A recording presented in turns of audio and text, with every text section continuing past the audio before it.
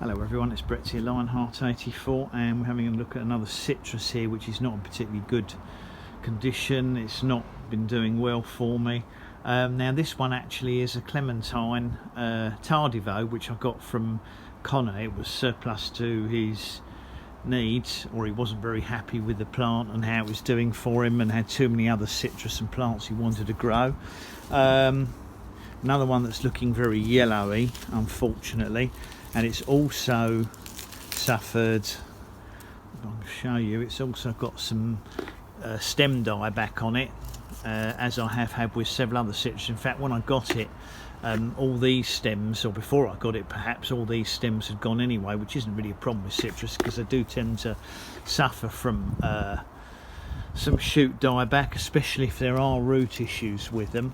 But I'm going to take this stem off here and this stem here. Now this one has almost certainly been stripped by a snail, and that causes problems for me with my citrus as well. They do tend to get some dieback when the snails decide to to eat the stems. They have a bit of a fondness for citrus stems, and that can often be responsible. You can see the difference between the named variety and the rootstock. It's a really noticeable difference on these, how the Clementine is such a black stem citrus, whereas the rootstock is a traditional sort of green stem citrus.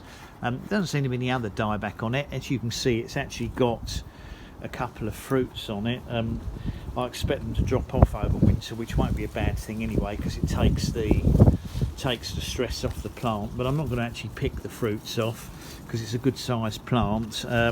But I think it's going to be another one that's going to need a repot and a rethink about the compost it's in come the spring. I don't think it's likely to die over winter. Most of my citrus probably won't die off because it's very cool in the summer house, and they're pretty dormant, and when they're dormant they don't tend to die as quickly as when they're meant to be growing, surprisingly.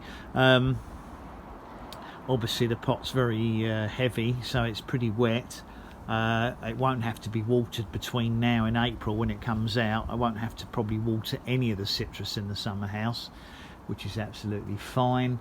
And obviously hopefully, if this is still okay in the spring, I can rejuvenate it and get the leaves a bit more green with the appropriate attention. I think it's going to need very regular feeding and probably a better compost. So that's my Tardivo, and you can see that originally, you might be able to see, came from Lubera. That's one of the sellers of citrus, and unusually they've actually bothered to put a name on the label, which is one of the problems with Lubera, is they often don't.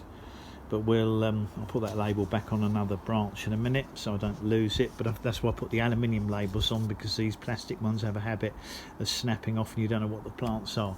So that's a quick update on my Tardivo. I thought I'd interest you, Connor. Originally it came from you. It is still alive, but I'm obviously going to take some drastic action with it next spring and summer to see if I can make it start to look like a decently healthy citrus rather than the sickly one it is at the moment.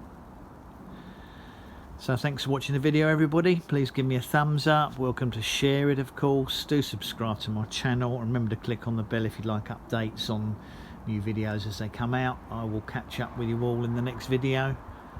Brett out for now.